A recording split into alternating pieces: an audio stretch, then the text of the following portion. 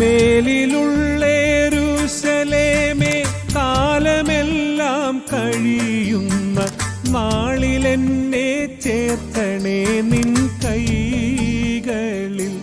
നാഥ, ലളിത കൃപയുടെ വർഷമനുദിനമനുഭവിപ്പതിനരുളണേ. സഭയാകുമീ പുഷ്പമാം സാധുനൈതലിൽ നിന്റെ പാലനമല്ലാതെ എന്തി പൈതലിൽ. ഈ ദിവസങ്ങളിൽ ലോകം മുഴുവൻ ചർച്ച ചെയ്യപ്പെടുന്ന ഒരു പ്രധാനപ്പെട്ട വിഷയമാണല്ലോ ബാരി ബുച്ച് വിൽമോർ, സുനിത വില്യംസ് എന്നീ ബഹിരാകാശ യാത്രികരുടെ ബഹിരാകാശത്തു നിന്നുള്ള മടക്കയാത്ര. 9 മാസങ്ങൾക്ക് ശേഷമാണ് അവർ തിരികെ ഭൂമിയിലേക്ക് എത്തുന്നത്.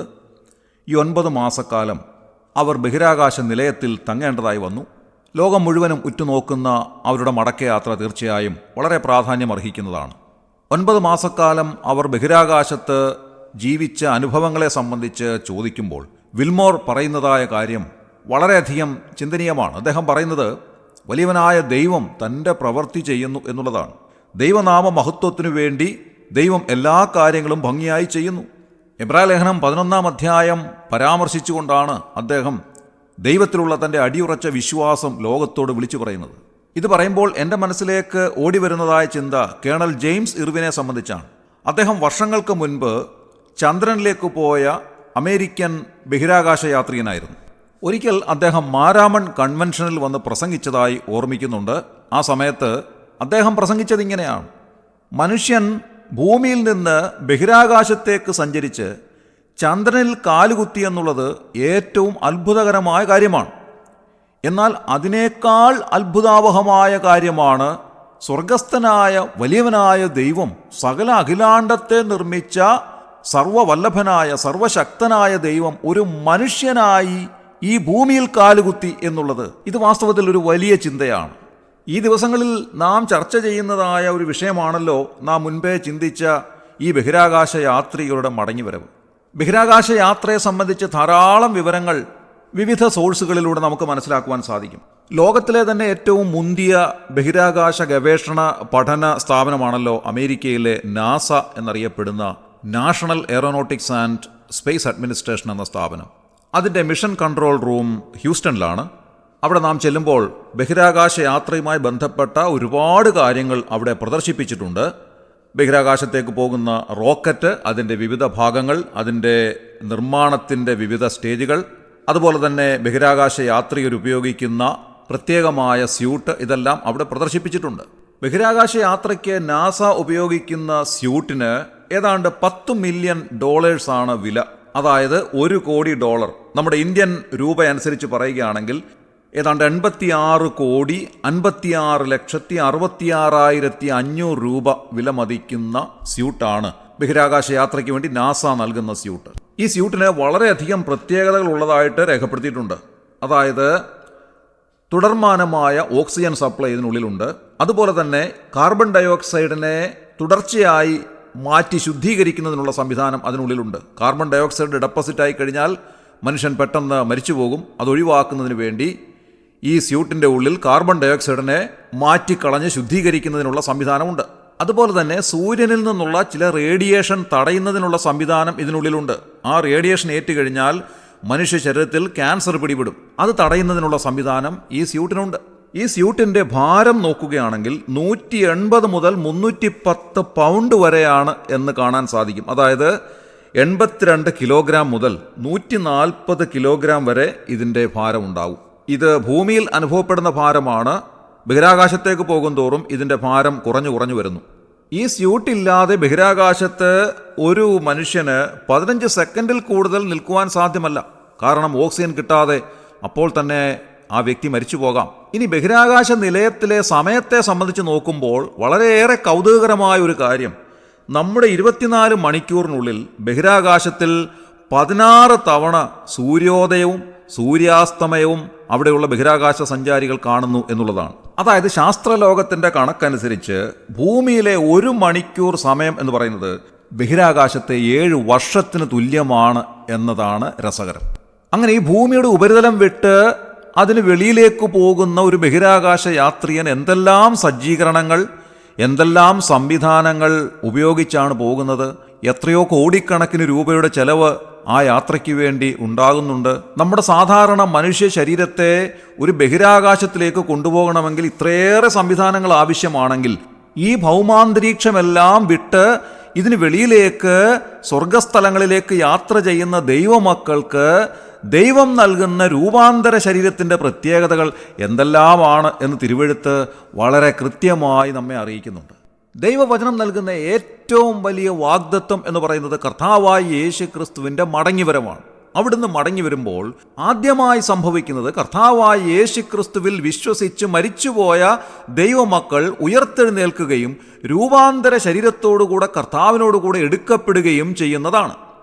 അതോട് ചേർന്ന് സംഭവിക്കുന്ന ഏറ്റവും പ്രധാനപ്പെട്ട കാര്യം ജീവനോടെ ഇരിക്കുന്ന ദൈവമക്കൾ രൂപാന്തര ശരീരികളായി ഉയർത്തെഴുന്നേറ്റ ദൈവമക്കളോട് ചേർന്ന് അവരും കർത്താവിനോടുകൂടെ എടുക്കപ്പെടുന്നു. ഇത് വളരെ പെട്ടെന്ന് സംഭവിക്കുന്നതായ ഒരു കാര്യമാണ്. 1 കൊരിന്ത്യർ 15 അധ്യായം 52 വാക്യത്തിൽ നാം വായിക്കുന്നത് ഇങ്ങനെയാണ്: എന്നാൽ അന്ത്യകാഹളനാദത്തിങ്കൽ പെട്ടെന്ന് കണ്ണിമയ്ക്കുന്നതിനിടയിൽ നാം എല്ലാവരും രൂപാന്തരപ്പെടും. കാഹളം ധ്വനിക്കും, മരിച്ചവർ അക്ഷരായി ഉയർക്കുകയും നാം രൂപാന്തരപ്പെടുകയും ചെയ്യും. ആ രൂപാന്തര ശരീരത്തിൻ്റെ പ്രത്യേകതകൾ എന്തൊക്കെയാണ്? ഉയർത്തെഴുന്നേറ്റ കർത്താവായ യേശു ക്രിസ്തുവിൻ്റെ ശരീരത്തിൻ്റെ പ്രത്യേകതകൾ തന്നെയാണ് ദൈവമക്കളുടെ രൂപാന്തര ശരീരത്തിൻ്റെ പ്രത്യേകതകൾ എന്ന് ദൈവവചനം നമ്മെ അറിയിക്കുകയാണ്. അതെന്തൊക്കെയാണ് കർത്താവായ യേശു ക്രിസ്തുവിൻ്റെ ഉയർത്തെഴുന്നേറ്റ ശരീരത്തിൻ്റെ പ്രത്യേകതകൾ? വളരെയേറെ പ്രത്യേകതകളുള്ളതായ ശരീരമായിരുന്നു കർത്താവായ യേശു ക്രിസ്തുവിൻ്റെ ഉയർത്തെഴുന്നേറ്റ ശരീരത്തിനുള്ളത്. നാം സുവിശേഷങ്ങളിൽ അത് വായിക്കുന്നുണ്ട്. പ്രത്യേകിച്ച് യോഹന്നാൻ്റെ സുവിശേഷം 20 അധ്യായത്തിൻ്റെ 19 മുതലുള്ളതായ വാക്യങ്ങൾ നാം വായിക്കുമ്പോൾ അവിടെ കാണാൻ സാധിക്കുന്നത്, ആഴ്ചവട്ടത്തിൻ്റെ 1-ാം നാളായപ്പോൾ ശിഷ്യന്മാർ ഇരുന്ന സ്ഥലത്ത് യഹൂദന്മാരെ പേടിച്ച് വാതിലടച്ചിരിക്കെ യേശു വന്ന് നടുവിൽ നിന്നുകൊണ്ട് നിങ്ങൾക്ക് സമാധാനം എന്നവരോട് പറഞ്ഞു. അടച്ചിട്ടിരിക്കുന്ന മുറിക്കുള്ളിലേക്ക് കടന്നു വരുവാൻ സാധിക്കുന്ന ഒരു ശരീരമായിരുന്നു കർത്താവായ യേശു ക്രിസ്തുവിൻ്റെ ഉയർത്തെഴുന്നേറ്റ ശരീരം. മുറിക്കുള്ളിൽ വന്ന ശിഷ്യന്മാരുടെ നടുവിൽ നിന്ന് അവർക്ക് പ്രത്യക്ഷനായി നിങ്ങൾക്ക് സമാധാനം എന്നവരോട് കർത്താവ് സംസാരിച്ചു. അതുകൊണ്ട് തന്നെ സ്ഥൂല ശരീരമാകുവാനും സൂക്ഷ്മ ശരീരമാകുവാനും അതിന് സാധിക്കുമായിരുന്നു. രണ്ടാമത്, കർത്താവായ യേശു ക്രിസ്തു ശിഷ്യന്മാരോട് സംസാരിച്ചു, നിങ്ങൾക്ക് സമാധാനം എന്നവരോട് പറഞ്ഞു എന്ന് പറഞ്ഞാൽ സംസാരിക്കുവാൻ സാധിക്കുന്ന ഒരു ശരീരം.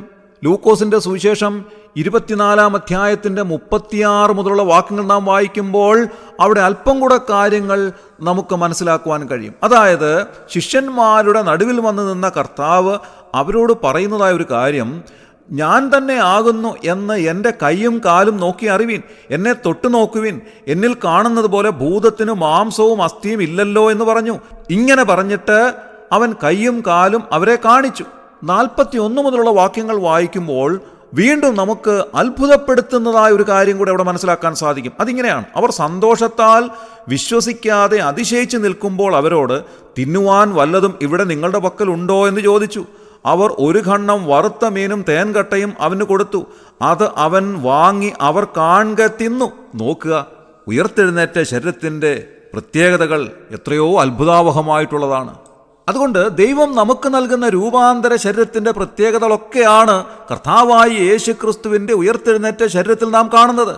സംസാരിക്കുവാൻ സാധിക്കുന്ന ശരീരം, സ്ഥൂലമാകുവാനോ സൂക്ഷ്മമാകുവാനോ സാധിക്കുന്ന ശരീരം, അതുപോലെ തന്നെ മാംസവും അസ്ഥിയും ഉള്ളതായ ശരീരം, ആവശ്യമെങ്കിൽ ഭക്ഷണം കഴിക്കുവാൻ സാധിക്കുന്ന ശരീരം, അങ്ങനെ ഒട്ടേറെ പ്രത്യേകതകൾ കർത്താവ് നമുക്ക് കാണിച്ചു തരികയാണ്.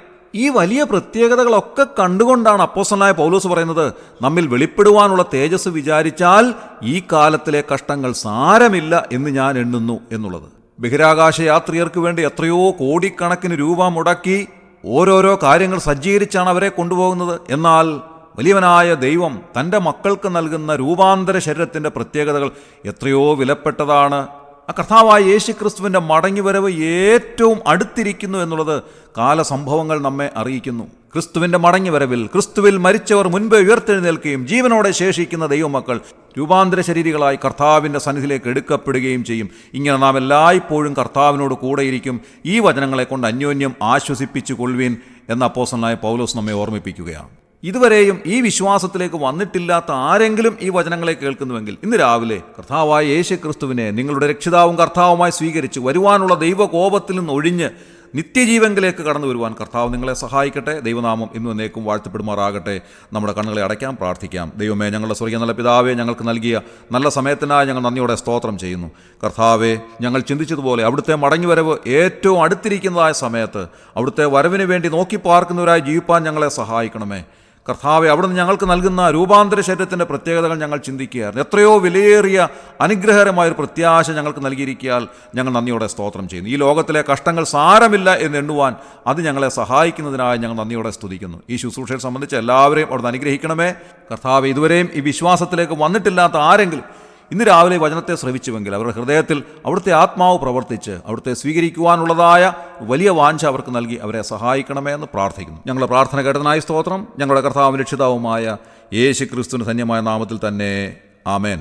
ആയിരമായിരം കോടി വാനഗോളങ്ങളെ താണ്ടി പോയിടും നിൻ മാർഗമോഹിക്കാവതോ കാണും ഗഗനതലമതു മനുജഗണനയുമതിശയിച്ചുയരും വിധം തവ ഭാഗ്യമഹിമയെ വാഴ്ത്താനാവതോ